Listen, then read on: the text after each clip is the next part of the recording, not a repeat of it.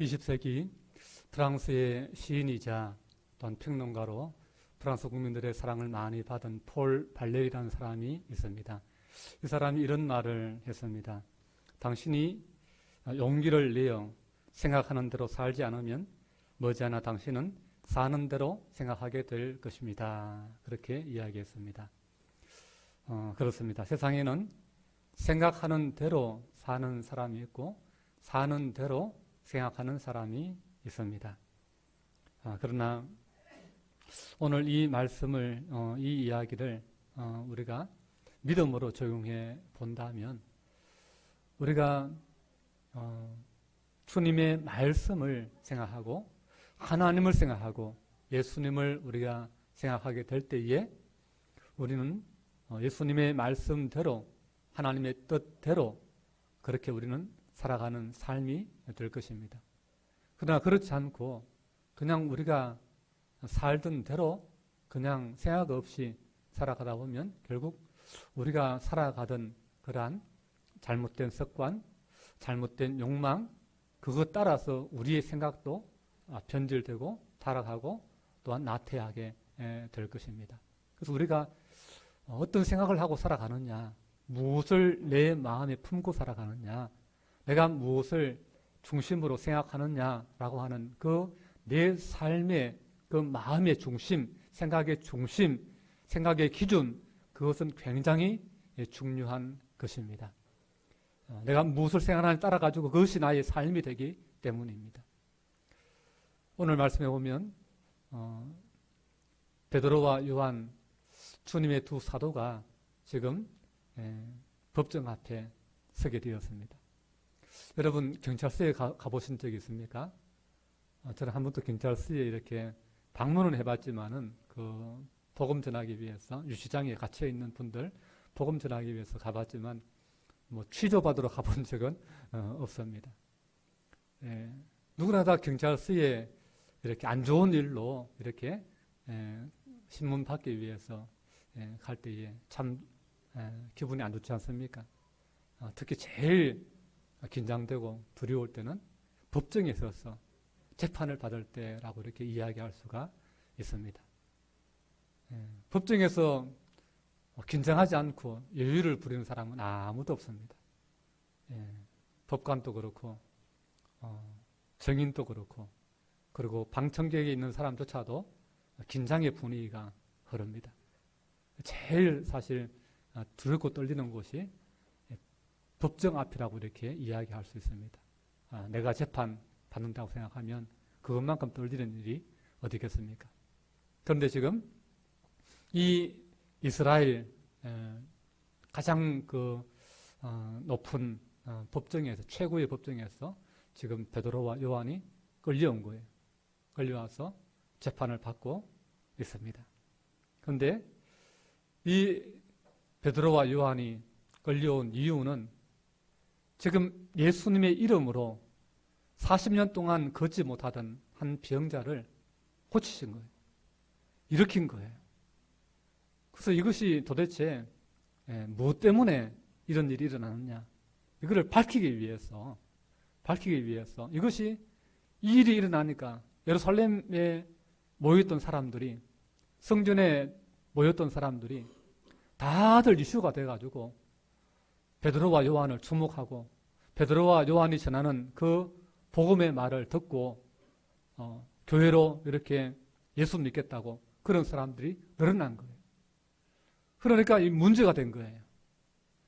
이 산헤드린 공회원, 말하자면 그 바리새인들과 사두개인들, 제사장들, 장로들, 그들이 예수님을 하나님을 모독하는 그런 자다, 하나님께 반역하는, 신성 모독하는 그런 자다 이래가지고 십자가에 못 박아 죽여버렸는데, 그 예수의 이름을 전하고 그 예수의 이름으로 이 병자를 고쳤다고 그렇게 하면서 많은 사람들이 예수를 믿고 예수님께로 나아가니까 도저히 이들이 견딜 수가 없는 겁니다. 그래서 이 분명히 사기치는 것이다, 이 분명히 거짓말하는 것이다, 이걸 진상을 밝혀서 사람들이, 백성들이 미혹당하지 않도록 그렇게 지금 밝히기 위해서 법정으로 이 두 사람을 소환했고, 그리고 병 고침 받은 그 사람도 지금 증인석으로 불러서 하는 거예요. 10절에 보면은 우리가 읽지 않았지만은 지난번에 보았던 그 10절 말씀에 보면 베드로가 이렇게 이야기하죠. 너희와 모든 이스라엘 백성들은 알라. 너희가 십자가에 못 박고 하나님이 죽은 자 가운데서 살리신 나사렛 예수 그리스도의 이름으로 이 사람이 건강하게 되어 너희 앞에 섰느니라. 이렇게 이야기합니다. 참 놀라운 말을 말이 않을 수가 없습니다. 네. 너희가 십자가에 못 박고 너희가 십자가에 못 박은 그 예수님이 이 병자를 살려서 이 병자가 건강하게 되어서 너희 앞에 서 있다라고 하는 것이죠. 야, 참 대단한 말이 아닙니까? 참 담대한 말이 아닙니까? 그들의 양심을, 그들이 예수님께 잘못한 것을 그냥 있는 대로 그냥 대놓고 이야기하고 있는 것입니다. 그러면서 나아가서 12절에 이렇게 이야기했죠. 다른 이로서는 구원을 받을 수 없나니 천하 사람 중에 구원을 받을 만한 다른 이름을 우리에게 주신 일이 없음이라 하였더라 그랬습니다. 이 병자가 40년 만에 태어나서 한 번도 걷지 못했던 이 병자가 나아서 일어나고 걷게 된 것은, 하나님의 성전에 들어가서 하나님을 예배하게 된 것은 다른 이름으로서 한 게 아니다. 다른 그 누구의 이름이 이 병자를 낫게 한 것이 아니다. 다른 그 누구도 이 병자를 구원하지 못했다. 그러나 당신들이 십자가에 못 박아 죽인 그 예수가, 그 예수님이 이 병자를 일으켰고 이 병자를 구원했다. 하나님은 우리를 구원하기 위해서 다른 이름을 우리에게 보내신 일이 없다. 오직 예수님 그 한 분만 하나님께서 우리를 위해서 보내셨다. 그걸 지금 선포한 것입니다. 여러분, 예수님만이 왜 구원입니까? 왜 예수 그리스도만이 유일한 하나님의 구원자가 될 수 있는 것입니까? 왜냐하면 예수님은 하나님이시기 때문에 그렇습니다. 인간은 인간을 구원할 수가 없습니다. 인간은 다 죄인이에요. 모든 종교 지도자들은, 모든 종교 창시자들은 다 인간입니다. 인간이 만든 거예요. 그들의 종교가 좋고 나쁘다는 차원이 아니에요. 그들의 종교가 윤리적이다, 비윤리적이다 이 차원이 아니에요. 인간이 만든 종교다라고 하는 것입니다. 인간이 만든 종교에는 인간의 구원은 있을 수가 없는 것입니다. 왜냐하면 그 인간 역시 죄인이기 때문에 그렇습니다. 죄가 없으신 분이 죄인을 구원하는 것입니다. 진정한 구원은 인간이 인간을 구원하는 것이 아니라 하나님이 인간을 구원하셔야만 구원받을 수 있습니다. 그러나 하나님으로만 있으면 인간을 온전히 구원할 수가 없습니다. 왜냐하면 하나님이 인간이 되셔야만 구원이 가능한 그 이유는 인간의 죄를 속해야만, 인간의 죄를 씻어야만 인간이 구원받을 수 있는데, 인간의 죄를 씻기 위해서는 누군가의 피를 흘려야 되기 때문에, 생명은 피에 있고 그 생명값은 피로서 피가 그 사람의 죄를 씻기 때문에 그런 거예요. 그렇기 때문에 인간의 유일한 구원자는 그가 하나님이면서 동시에 인간으로서 우리 대신 피를 흘려줄 수 있는 그분이어야만 구원자가 될 수 있는 것입니다. 그분이 바로 하나님이시지만 말씀이 육신이 되어서 인간의 몸을 입고 이 땅에 오신 예수님이십니다. 그래서 사도 베드로는 성령이 충만해서 다른 어떤 인간으로서는 구원할 수 없다. 오직 하나님께서 인간의 몸을 입고 이 땅에 오셔서 친히 십자가에서 우리 위에 피 흘려주신 그 예수님만이 우리의 구원자가 되신다. 그렇게 선포했던 것입니다. 다른 이로서는 구원이 있을 수 없다라고 하는 이 부분이 사실은 세상의 이슈가 되지 않습니까? 세상 사람들에게 골칫거리가 되지 않습니까? 왜 예수만 믿어야 된다고 하느냐? 왜 교회가 예수 믿어야만 천국 갈 수 있다고 하느냐? 왜 다른 종교는 안 되느냐? 왜 다른 사람 믿으면 안 되느냐? 이게 세상의 이슈거리예요. 세상의 골칫거리. 지식 있는 사람들, 교양 있는 사람들, 그거를 굉장히 불편해합니다. 왜 기독교를 믿어야만 천국 간다고 하는가? 이건 독선과 오만이 아닌가? 이렇게 이야기하는 것이죠. 이렇게 우리가 세상 사람들로부터 그런 불평과 또 한글을 도전을 받습니다. 그러나 그럼에도 불구하고 우리가 할 수 있는 한 가지 말은 예수님만이 유일한 구원자이십니다. 다른 데서는 구원을 얻을 수 없나니 천하 인간의 구원을 받을 만한 다른 이름을 하나님이 우리에게 주신 일이 없습니다. 예수님만을 우리에게 구원자로, 오늘 저와 여러분의 구원자로 하나님이 예수님을 보내신 줄 믿으시기 바랍니다.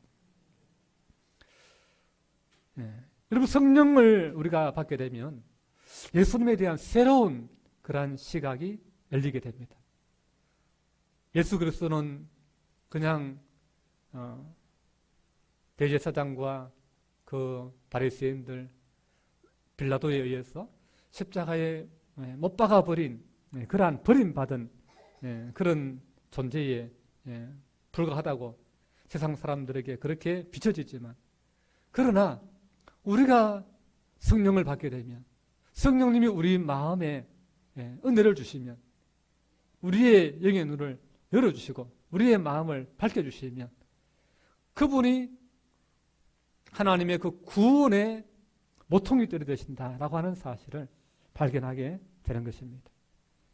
그 모퉁이돌 되시는 예수님을 우리가 기초로 해서 그 반석을 우리가 기초 삼아서 우리의 구원의 집이 완성이 되는 것입니다. 베드로는 성령이 충만해서 이런 대답을 했습니다. 이 말을 듣고 그들을 공격하던 종교 지도자들은 놀라지 않을 수가 없었습니다.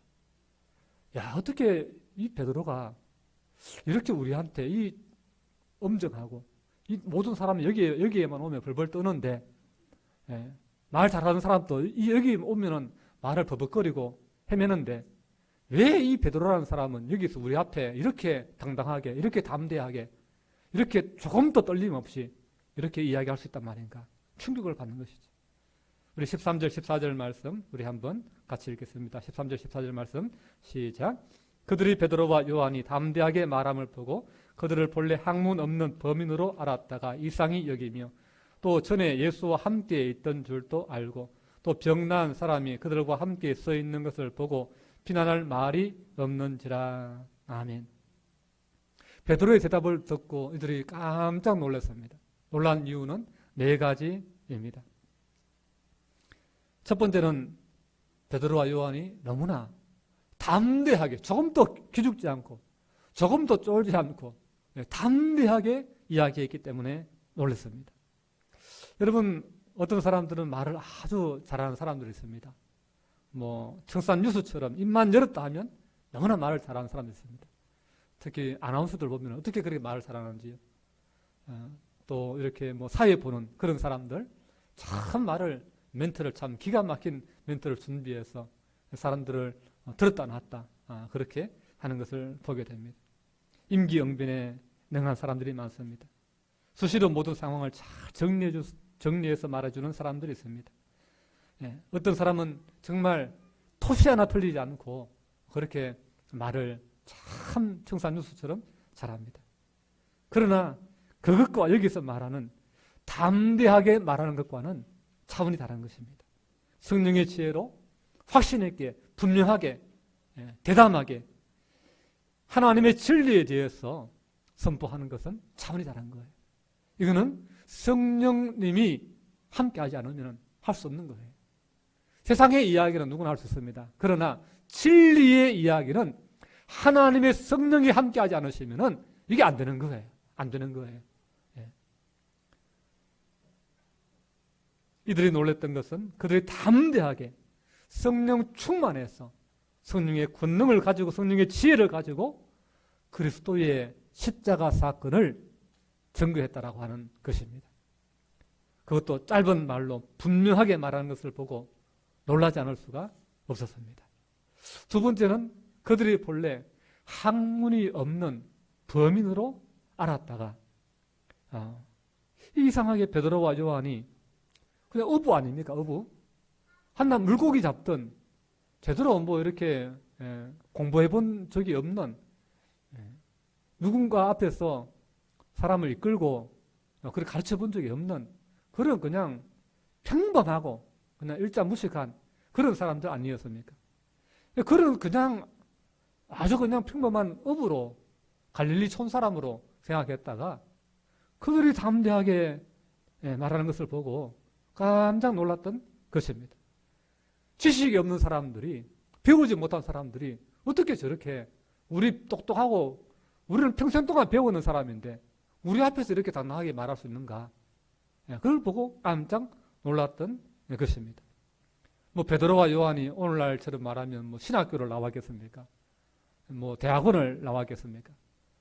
그냥 초원에서 물고기 잡다가 바다에서 물고기 잡던 그것이 평생 직업이었는데 예수 따라다닌 지 3년밖에 안 됐는데 지금 이렇게 변화하게 된 것입니다.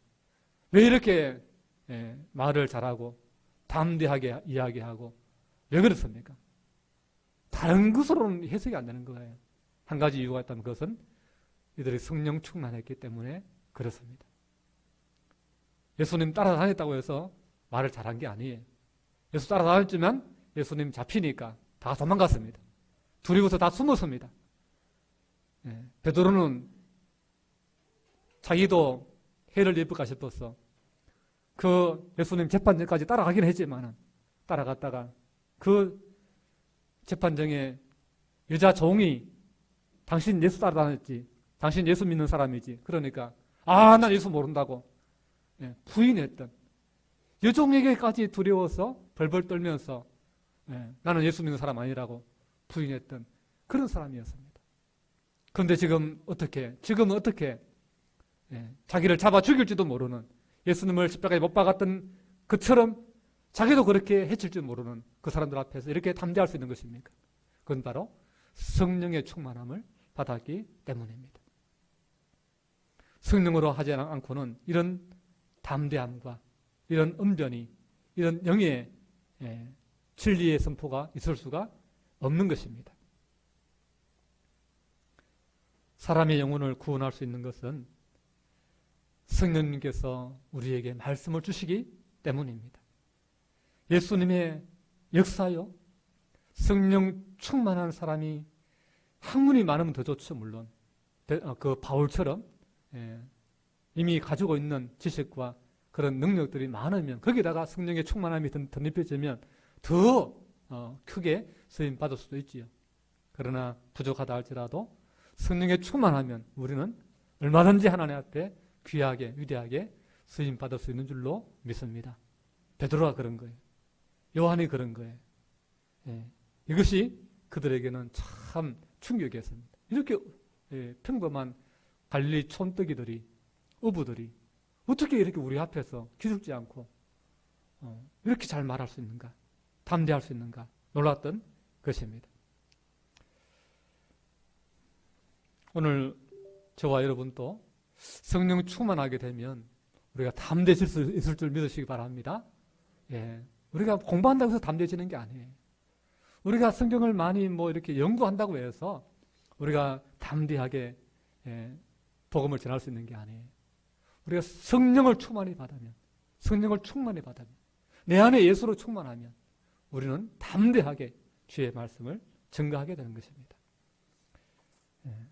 또 14절 말씀 보면, 14절 말씀 우리 한번 보시기 바랍니다. 시작. 또 병 나은 사람이 그들과 함께 서 있는 것을 보고 비난할 말이 없는지라. 아멘. 병 나은 증인이 이 자리에 있는 거예요. 이들을 모르는 사람이 누가 있겠습니까? 왜냐하면 그 제일 아름다운 예루살렘 성전에 들어가는 제일 아름다운 미문 앞에 늘 그 자리에 앉아서 구걸하던 40년을 동안 그렇게 한 번도 걸어보지 못한 사람이었으니까 뭐 한 20살 때부터 그곳에서 구걸했다 치면은 20년을 그 자리에서 구걸해서 먹고 살아온 사람이니까 그 사람은 예루살렘에서 유명한 사람인 거예요. 모르는 사람이 없는 사람인 거예요. 그런데 그 사람이 어느 날 한 번도 걸어보지 못한, 태어나서 걸어보지 못한 그 사람이 걸어나서 건강하게 되었어. 그들 앞에 서 있으니까 야, 보고는 부인할 수가 없는 거예요. 보지 않고 듣기만 할 때는 야, 그 거짓말이지. 무슨 그런 일이 있어. 못 믿죠. 어떻게 믿습니까? 인간은 보지 않으면, 경험하지 않으면 그걸 안 믿으려고 해요. 인간은 의심이 많은 사람들입니다. 왜? 이성을 가졌기 때문에. 그런 일은 잘 일어나지 않기 때문에. 잘 볼 수 없는 일이기 때문에. 내 생각, 내 상식, 내 지식을 벗어나 버리면 그건 잘 못 믿죠. 못 믿죠. 그래서 아직도 미국이 그 70년대 아폴로 우주선 타고 달에 착륙했다. 그걸 못 믿는 사람이 많습니다. 그때 찍어놓은 뭐 사진 있고 이렇게 있어도 그때 직접 내가 안 봤기 때문에 못 믿겠다는 그런 사람들이 아직도 많이 있습니다. 자기가 보지 않으면, 자기가 경험하지 않으면 못 믿는 것입니다. 믿는 것이 그렇게 쉬운 일이 아닙니다.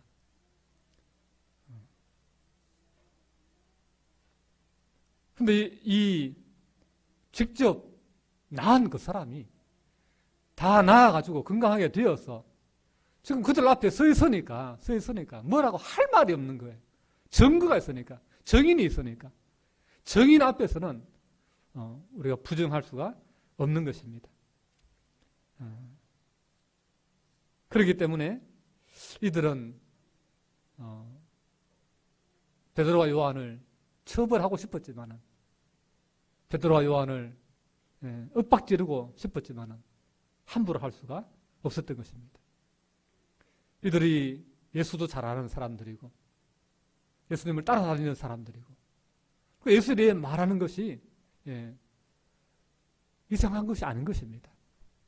그리고 예수의 이름으로 말미암아 병난 이 사람도 우리 앞에 서서 내가 이 사람들이 나에게 그렇게 해서 내가 병이 나았다고 증거하고 있으니 어찌할 바가 없는 것입니다. 그래서 그들이 내린 결론은 뭡니까? 15절 16절 말씀입니다. 함께 읽습니다. 시작. 명하여 공회에서 나가라 하고 서로 의논하여 이르되 이 사람들을 어떻게 할까? 그들로 말미암아 유명한 표적 나타난 것이 예루살렘에 사는 모든 사람에게 알려졌으니 우리도 부인할 수 없는지라. 아멘. 이제 대적자들은 할 말이 없습니다. 베드로와 요한이 성령 충만해서 분명하게 예수 그리스도의 이름을 말하고 예수님의 이름을 전파하고 예수님은 십자가에 죽으시고 다시 살아나셨다. 그분은 지금도 하나님 보좌 우편에서 그분의 권세에 있는 이름으로 이와 같은 병자를 일으키는 능력을 행하시는 분이다. 그렇게 증거하는 것입니다. 그 증거 앞에 그들은 할 말을 잃었습니다. 그래서 그들이 나가라 하고 자기들끼리 모여서 자, 이거 어떻게 할까? 대책을 합니다. 자기들은 십자가에서 못 박아 죽였는데 예수님을 그걸로 끝나야 되는데 이 끝나지 않는 거예요. 그냥 무덤에 내려가서 조용히 있어야 되는데 예수님이 조용하지 않는 거예요. 예수님이 성령을 보내셔가지고 성령의 충만함을 입은 그들이 자꾸 예수의 부활을 이야기하는 거예요. 예수님이 지금도 살아계신다. 예수 믿어야 구원받는다. 예수님만이 구원자다. 계속해서 예수님께서 이야기하는 거예요. 말하는 거예요. 예루살렘을 떠들썩하게 하는 거예요. 그러니 큰일 난 거 아닙니까? 자기들이 지금 그 위대한 분을 십자가에 못 박아 죽도록 한 자기들은 지금 난리가 난 거 아닙니까? 야, 큰일 났다 이거. 어떻게 하면 좋으냐. 그래서 회의가 한 거예요. 지금 감출 수 없는 표적이 나타났으니 예루살렘 사는 사람들이 성전에 오르내리는 사람들이 다 이걸 알게 되었으니 야, 이거 어떻게 하면 좋으냐? 라고 하는 것이죠. 부정하고 싶은데, 그걸 듣고 싶은데, 고침받은 사람이, 예수 이름으로 고침받은 사람이 나타났으니, 정인이 살아있으니, 어떻게 할 방법이 없는 거예요. 그렇다고 해서 당장 이 사람들을 다 죽일 수도 없는 일이고, 그렇게 또, 잔인하게, 무지몽매하게, 그렇게 범죄할 수는 없는 일이고, 참 고민거리가 생겼습니다. 그러자 이들이 마지막 내리는 결론, 배유와 협박입니다. 17절, 18절 말씀 우리 보시기 바랍니다. 17절, 18절 말씀 같이 읽습니다. 시작. 이것이 민간에 더 퍼지지 못하게 그들을 위협하여 이후에는 이 이름으로 아무에게도 말하지 말게 하자 하고 그들을 불러 경고하여 도무지 예수의 이름으로 말하지도 말고 가르치지도 말라 하니. 아멘. 이제 오늘 이후로부터 말하지 마. 너희들 말하지 마. 예수 말하지 마. 예수 이름 말하지 마. 다른 말은 해도 괜찮은데 예수 그리스도라는 그 이름은 너희들 말하지 마. 이렇게 지금 배유를 하고 겁박을 하고 지금 명령을 지금 하고 있습니다. 여러분, 예수 그리스도라고 하는 이름이 여러분 보통 이름이 아니에요. 여러분 잘 아셔야 됩니다. 예수 그리스도라고 하는 이름은 보통 이름이 아니에요. 우리가 쉽게 우리가 무시할 이름이 아니에요. 그 이름은 위대한 이름입니다. 그 이름은 거룩한 이름입니다. 그 이름은 놀라운 이름입니다. 그 이름은 우리에게 소망을 주는 이름입니다. 그 이름은 우리를 하여금 생명을 얻게 하는 이름입니다. 여러분, 그 이름을 부르셔야 됩니다. 그 이름을 말하셔야 됩니다. 그 이름을 믿어야 됩니다. 그 이름이 우리를 새롭게 하는 거예요. 그 이름이 우리를 구원하는 거예요. 그 이름이 아니고는 우리가 구원받을 다른 길이 없습니다. 나를 구원해 주실 다른 이름이 없습니다. 그 이름만이 우리를 살리는 거예요. 세상은 이 적대자들은 그 이름 말하는 게 싫은 거예요. 왜? 그 이름 말하면 자꾸 이상한 일이 나타나니까. 그 이름 때문에 그들이 곤란해지니까. 그 이름 때문에 그들이 예수를 못 박은 그것이 얼마나 잘못한 일인가를 자꾸 부각되니까. 싫은 거예요. 제발 그 이름으로 말하지 마. 그 이름 말하지 마. 그 이름 말하면 말할수록 그 이름을 믿는 사람이 많아지고 그 이름을 말하면 말할수록 귀신이 나가고 병자가 치유되고 그 이름으로 능력이 자꾸 나타나니까. 여러분, 그러니 우리가 그 이름을 말해야 되겠습니까? 말하지 말아야 되겠습니까?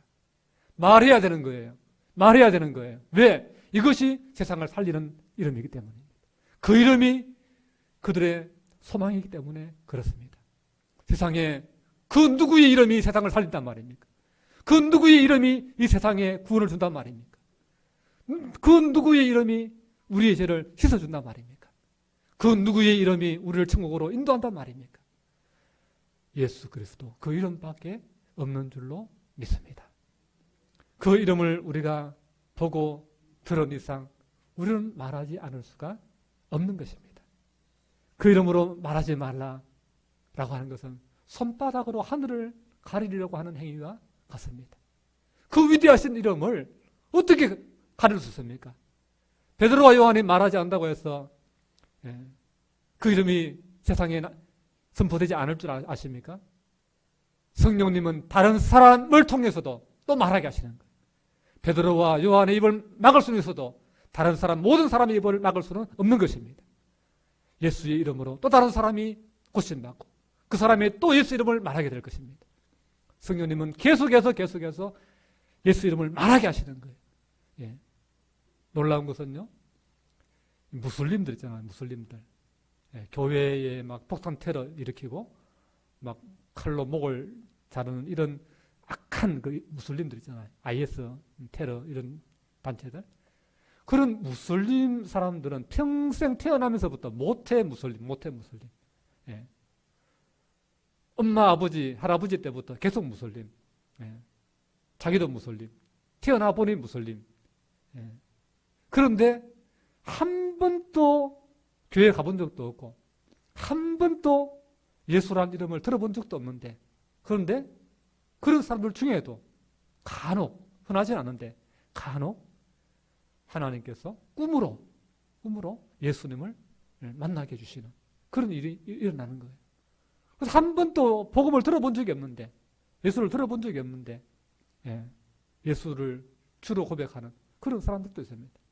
성령님께서 역사하시면요, 그 예수의 이름을 막을 수가 없는 거예요. 예수의 이름을 말하는 것을 막을 수가 없는 거예요.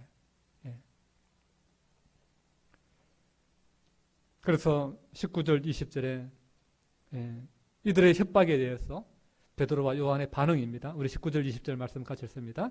베드로와 요한이 대답하여 이르되 하나님 앞에서 너희의 말을 듣는 것이 하나님의 말씀을 듣는 것보다 옳은가 판단하라. 우리는 보고 들은 것을 말하지 않을 수 없다 하니. 아멘. 두 가지로 이야기합니다. 첫째는 하나님 앞에서 너희의 말을 듣는 것이 하나님 말씀 듣는 것보다 옳은가 판단하라 라고 하는 것입니다. 우리의 삶의 기준, 우리의 행동의 기준, 우리의 권위의 기준을 어디에 두는가, 어디에 두는 것이 옳은가, 그것을 잘 생각해 보라는 것입니다. 너희들도 하나님을 말하지 않느냐? 너희들도 하나님을 가르치지 않느냐?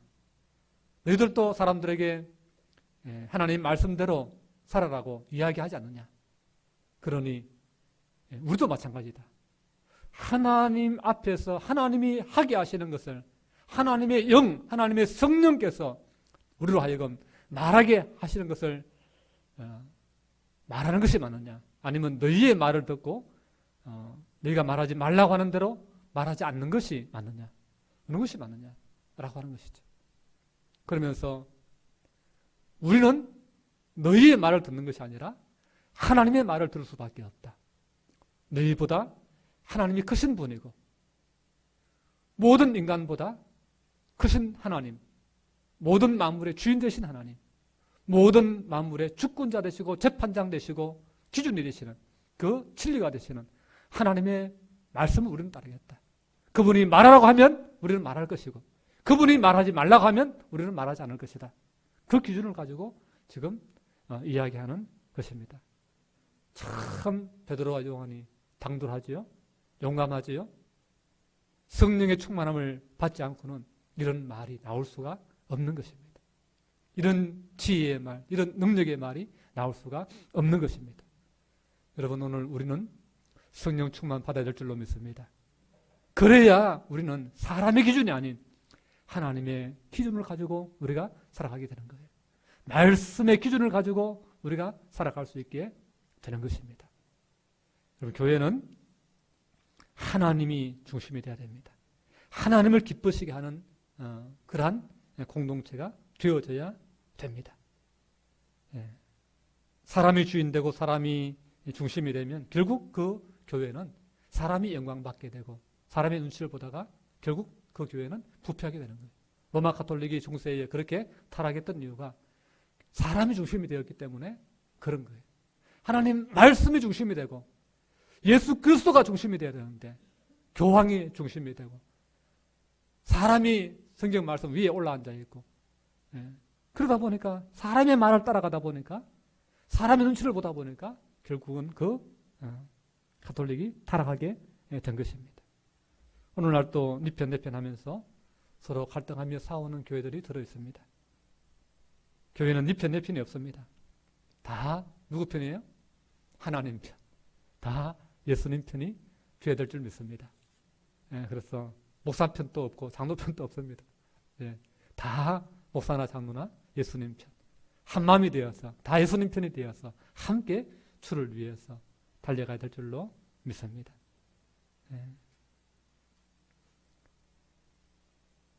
그리고 마지막 결론 20절. 우리는 보고 들은 것을 말하지 아니할 수 없다. 이게 중요해요. 보고 들은 것을 말하지 아니할 수 없다. 이게 뭐예요? 이게 전도인 것입니다. 내가 경험한 예수, 내가 알게 된 예수. 내가 예수를 모를 때는 뭐 말할 수가 없는 것이죠. 그리고 그 말이 신빙성도 없는 것이죠.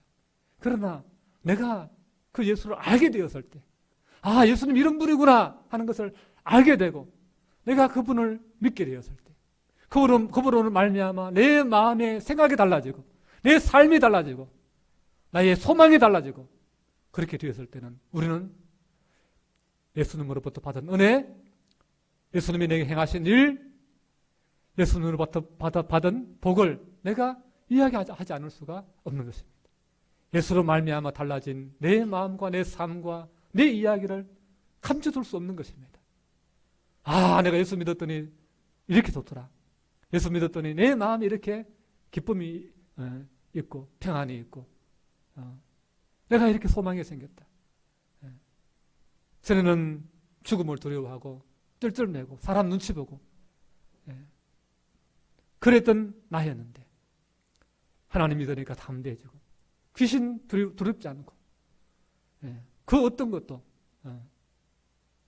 나는 모든 것에서 자유하고, 그러면서 우리는 예수님으로 말미암아 내게 일어난 그 일을 우리는 말하지 않을 수가 없는 것입니다. 그래서 사실 지난주 중에 안동에 있는 한 이웃 교회에 치유 집회가 있었어. 우리 성도들 몇 분과 함께 이렇게 다녀왔어요. 저도 몰랐습니다. 지난주까지 몰랐습니다. 주중에 어떻게 하다 보니까 인터넷에 어떻게 이렇게 안동에도 집회가 있다는 사실을 알게 됐어요. 그래서 이제 전화를 했죠. 그래서 목사님, 그 교회 집회가 있다는데 맞습니까? 그러니까 그 목사님이 하시는 말씀이, 아무데도 광고 안 했는데 어떻게 알았냐고 물어요. 그래서 광고하면 사람들이 너무 많이 와서 자기 교인들 못 앉을까 싶어가지고, 자리 모자랄까 싶어가지고 광고 아무데도 안 했다는 거예요.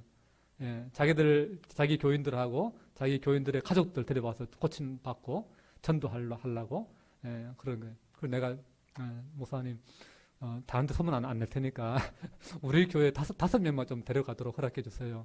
부탁을 했어요. 그러니까 목사님, 뭐 그러면은 그렇게 하시라고, 그렇게 해서 한 5분 정도 이렇게 모시고 가서 했습니다. 근데 이제 같은 분들은 다 봤잖아요. 80이 넘어서 꺾구장하게 돼가지고 그냥 부축받아가지고 그냥 제대로 걷지 못하는 그런 분. 그 대소변 또 몇 달 동안 6개월 이상 받아내고 계속 몇 년 동안 누워만 계셨던 그런 분. 저는 그런 분 데려와서, 야, 저 돌아가실 때 다 된 분 같은데 저런 분 데려와서 안 나으면 여기 많은 앉아있는 사람들이 얼마나 또 괜히 실망할까, 그런 걱정이 사실 살짝 되더라고요. 그래서 좀 이렇게 좀 나을 만한 건강에 어떤 여지가 있는 분을 데려와서 앉혀놓으면 좀 그래도 좀 덜 불안한데, 너무 나이 고령의 분을 대소변 받아내던 그런 분을 데려와서 앉혀놓고 고치라고 하니까, 그런데 그분을 다리를 만지고, 그러니까 짧아졌던 다리가 길어지고 틀어졌던 척추가 다 제자리로 돌아가고 없던 근육이 생겨가지고 힘이 들어가고, 그러면서 일어나시라 하니까 일어나고, 걸어보시라 하니까 걷고, 지팡이 놓고 걷고, 뛰어보라 하니까 갑자기 됩니까? 그게 걷는 것도 못하던 사람이 됩니까? 그러니까 뛰는 흉내를 이렇게 내시더라고요. 야, 그러니까 그 아들이 한 60대 정도 되는 아들이 좋아가지고 막 하나님 감사합니다 눈물을 흘리면서 옆에서 너무 좋아하는 아들이, 아들이 대소변 받아내지 누가 받아내겠어요? 그 아들이 너무 좋아하는 거예요. 한 할머니는 첫날 와서 고침받고 잘 제대로 못 걷던 분이 한 바퀴 뛰어서 교회를 한 바퀴 돌았어요. 돌아가지고 그 다음날 그 간증하러 나오라고, 어제 고침받은 사람들 간증하러 나오라고 하니까 나왔어요. 나와서 간증하는데 뭐 나았냐고 하니까, 어제 나아가지고 한 바퀴 돌았는데 집에 가서 다시 아파가지고 이제 또 못 한다는 거예요. 이제 그래서 한 번 더 기도해 달라고.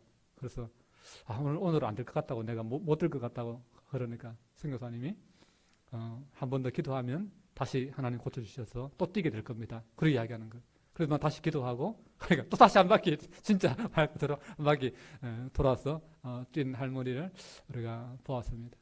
그리고 장로님 한 분은 보청기 끼고도 잘 안 들려가지고 아들하고 며느리하고 제대로 통화를 못하고 그랬던 분인데 안수받고 보청기 빼고도 통화가 되고 그래서 너무 신기해가지고 그날 집에 가서 아들하고 통화하고 며느리하고 통화하면서 야, 내 보청기 빼고 전화한다 하면서 하나님 고쳐주셨다고 막 이렇게 신기하고 목사님께 전화해도 목사님 나 지금 보청기 빼고 전화합니다 하면서 좋아가지고 그렇게 간증하는 분들을 보았습니다. 그런 분들 어떻겠습니까? 그날 거기서 이틀 동안 고침받았던 사람들은 말하지 않을 수가 없는 것이죠. 그분을 아는 사람들에게 다 가서 내 하나님께서 나를 고쳐주셨다고 다 증인이 되는 것이죠. 그리고 그 자리에 있었던 그것을 본 우리들은 하나님이 그 일을 행하셨다고 우리도 다 같이 증인이 될 수밖에 없는 것이죠. 오늘 본문의 말씀이 바로 그와 같은 것입니다. 오늘 우리는 우리가 무엇을 기준으로 우리가 살아야 되는가? 그것은 사람의 요구, 사람의 지시, 그것이 우리의 기준이 아니라 하나님이 우리의 기준이 되어야 됩니다. 하나님이 말씀하시면 우리도 말하는 거예요. 하나님이 행하게 하신 일들, 하나님이 포기하신 일들, 우리는 말하지 않을 수가 없는 것입니다. 우리는 예수님을 말해야 됩니다. 예수 그리스도를 말해야 됩니다. 예수 그리스도를 자꾸 말해야 됩니다. 여러분, 예수 그리스도를 더 말을 많이 할 수 있기를 바랍니다. 예수님은 나의 구원자십니다. 예수님은 나의 주님이십니다. 예수님 나를 구원해 주셔서 감사합니다. 예수님이 나를 구원해 주셔서 감사합니다. 예수님 사랑합니다. 예수님 찬양합니다. 우리는 자꾸 예수를 말해야 돼요. 자꾸 예수를 말해야 돼요. 내 안에 예수님으로 채워져야 돼요. 그리고 예수님 더 큰 은혜를 사모합니다. 예수님 더 큰 능력을 사모합니다. 예수님 더 큰 성령의 충만함으로 기름 부어주세요.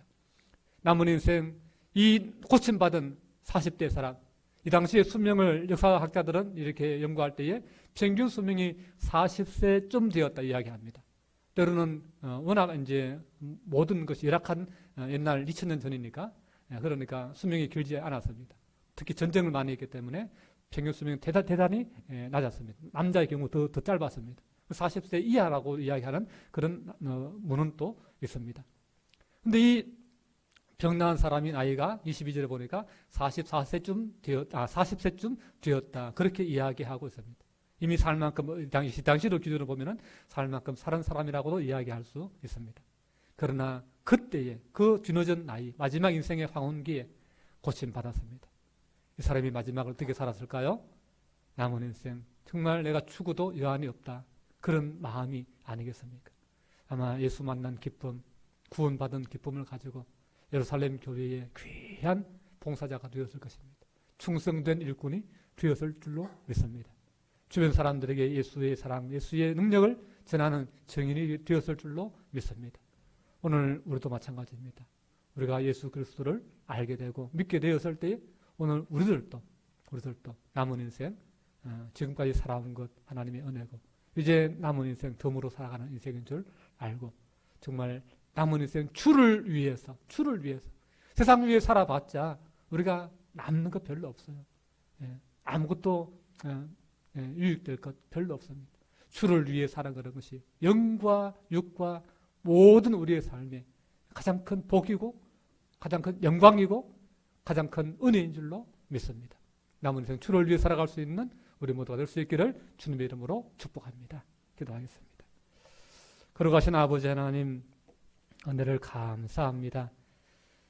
세상에 위협이 있지만 성령 충만함을 입었던 베드로와 요한이 하나님 앞에서 누구의 말을 들을 것인가? 사람의 말이 아니라 우리는 하나님의 말씀을 듣겠다. 그렇게 선포하면서 우리는 보고 들은 것을 말하지 않을 수 없다. 예수 이름 말하지 않을 수 없다. 그렇게 증거했던 것처럼 오늘 이 사도 베드로의 요한의 그 고백이 오늘 우리의 고백 되게 도와주시고 우리의 결단이 되게 도와주시옵소서. 우리의 삶 가운데 더 예수님을 우리가 고백하게 하시고 더 예수님을 우리 마음의 삶의 주인으로 나의 왕으로 나의 구원자로 선포하고 고백하며 날마다 그 귀한 예수님의 이름을 세상 가운데 증거하는 하나님의 나라의 일꾼으로 우리 남은 인생을 살아가는 우리 모두가 되게 하여 주시옵소서. 모든 말씀 예수님 이름으로 기도하옵나이다. 아멘. 찬송가 505장 찬양합니다.